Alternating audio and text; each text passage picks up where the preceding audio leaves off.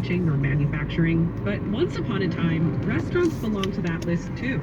Your menu is an Aladdin's lamp, and here are the genies, anticipating every gastronomical whim.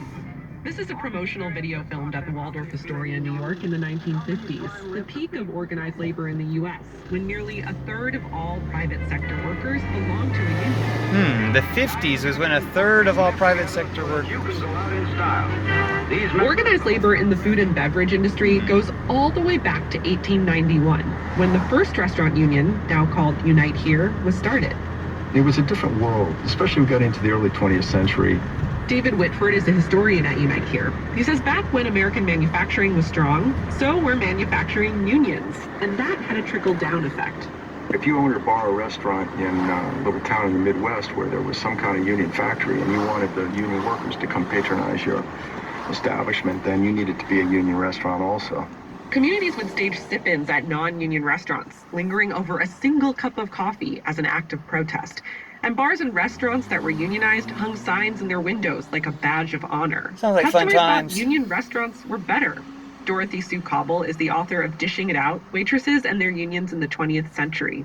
There was a sense that if you had a union cook, you were going to have better food. If you had a union server, you were going to have better service. Food service unions were so common that membership was portable. Workers took their benefits with them from job to job. And unions didn't just benefit workers. Employers turned to unions for hiring, HR issues, and even scheduling when someone called in sick. But remember how restaurant unionization rates rose with U.S. manufacturing? Well, when manufacturing declined, so did restaurant unionization. Cobble says labor laws written in the 1930s were mostly created to protect factory workers. So on the flip side, there were also provisions in these laws that made it harder for non-factory workers to organize, particularly small sectors where there are small employers and high turnover. Meanwhile, the restaurant industry was changing dramatically. Chains with the money and power to fight organizing became neighborhood staples.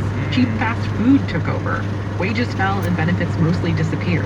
And unionization rates at restaurants dropped. That's how they did it. Less than 3.5%. In recent years, though, momentum to organize has grown.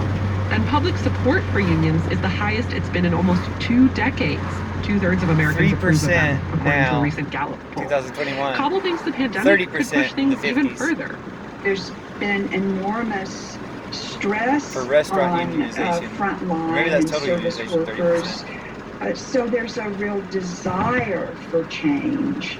I think that the momentum really did grow with COVID. Like people saying, this has been an issue for a while, but this just shone a light on it. Zoe Muehlner is an organizer for Collectivo Coffee. The Midwestern chain recently became the largest coffee shop to unionize in the U.S., with about 450 eligible employees. She says it took years because workers had to coordinate across 20 locations and deal with worker turnover. The union won by 7 votes, and she thinks the pandemic has given workers the confidence to stand up.